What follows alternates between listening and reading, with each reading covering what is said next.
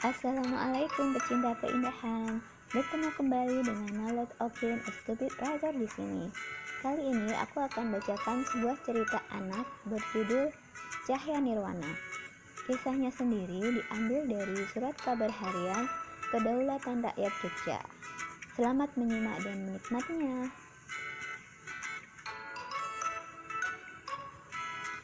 Cahya Nirwana. Cahya dan Nirwana bukanlah nama dua orang anak manusia. Keduanya adalah nama dua kupu-kupu yang cantik.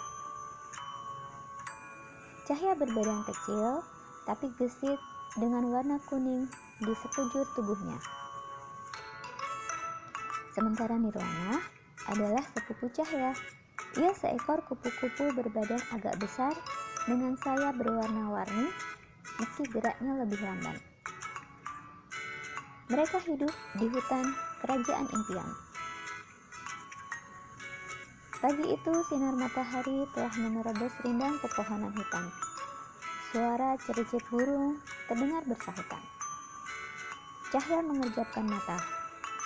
Sinar matahari tepat menerpa wajahnya. Pagi yang indah bukan, Cahya? Aku tunggu kau di luar ya. Suara Nirwana mengagetkan. Cahya melihat sepupunya tersenyum di ambang pintu.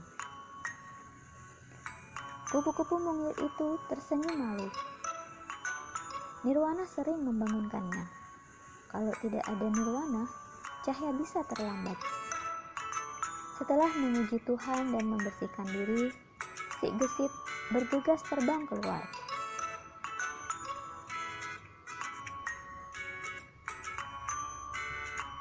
Tepat di ambang pintu, Cahya tertegun. Ia melihat Nirwana terbang dari satu bunga ke bunga yang lain. Warna-warni sayapnya terlihat indah mempesona.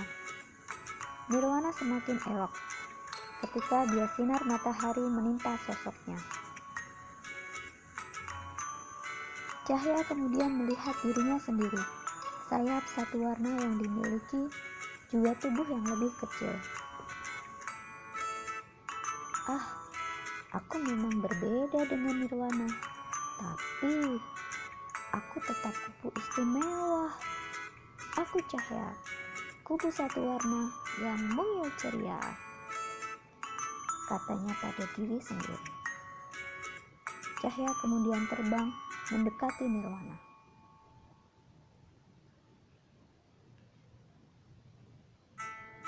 Kita ke taman kerajaan lagi pagi ini? Nirwana bertanya. Cahya mengangguk setuju. Taman kerajaan selalu menjadi tempat favorit. Bunga-bunga yang terawat dan berjumlah banyak mengundang kupu-kupu untuk datang lagi dan lagi. Cahya, Nirwana, dua kupu-kupu dengan perbedaan warna dan bentuk itu bergegas terbang ke satu tempat. Taman Kerajaan Impian. Bunga-bunga yang bermekaran menyambut kedatangan mereka pagi itu. Ada mawar, tulip, krisan dengan bermacam warna. Merah, kuning, ungu, oranye, putih, merah jambu, nila dan jingga.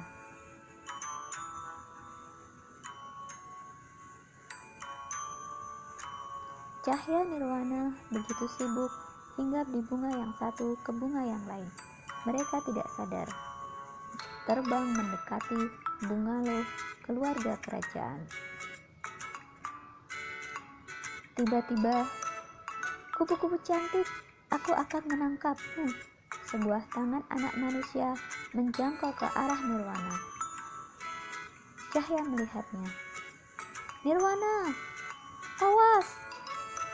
Cahya berteriak sambil mendorong Nirwana menjauh dari tangan itu. Lari! Perintah Cahya. Sekilas ia melihat ke arah pemilik tangan itu, Pangeran Perkasa. Ia salah satu putra sang raja. Usianya baru 7 tahun. Hei, mau kemana kamu kupu-kupu? Kata sang pangeran. Tangannya kembali menjangkau Nirwana. Kupu-kupu itu tidak bisa terbang cepat. Jerit Nirwana, teriakan bernada perintah cahaya terdengar bersahutan. Nirwana, pergi secepat mungkin. Aku akan mencoba menarik perhatiannya. Cahaya kemudian melayang ke arah wajah sang pangeran. Ia terbang bolak-balik di depan mata pangeran perkasa. Hus, hus, pergi kupu-kupu jelek, pergi. Aku tidak bisa melihat dengan jelas. Kedua tangan pangeran perkasa sibuk mengusir cahaya. Ia begitu bersemangat mengusir kupu mungil itu.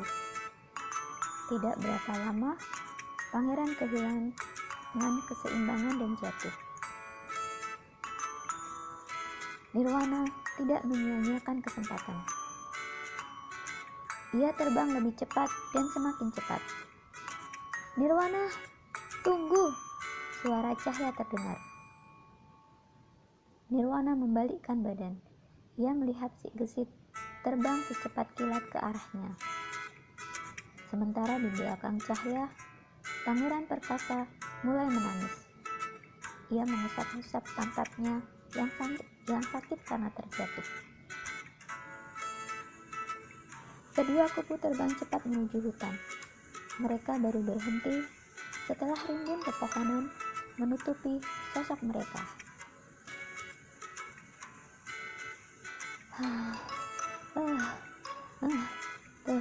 Terima kasih. Kau telah menyelamatkanku, Cahaya, kata Nirwana tersengal. Ia masih kaget dengan kejadian tadi.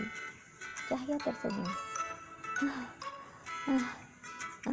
Anggap saja itu tadi ucapan terima kasihku, Nirwana, ujar si mungil. Selama ini kau telah rajin membangunkanku pagi-pagi, katanya malu. Keduanya kemudian tertawa bersama. Siang itu, hati Cahaya kembali tenang dan gembira. Ternyata setiap makhluk diciptakan masing-masing memiliki kelebihan dan kekurangan. Nah, itu tadi cerita yang Nalot Okin sajikan kali ini. Semoga berkenan dan Allah berkahinya. Banyak maaf bila ada salah kata dan salah sikap. Terima kasih sekali untuk waktu dan kuotanya. Semoga sepadan adanya. Amin. Oh ya, tolong subscribe-nya ya, biar kebaikannya nambah. Okay, keep healthy and happy for a better life. Wassalamualaikum.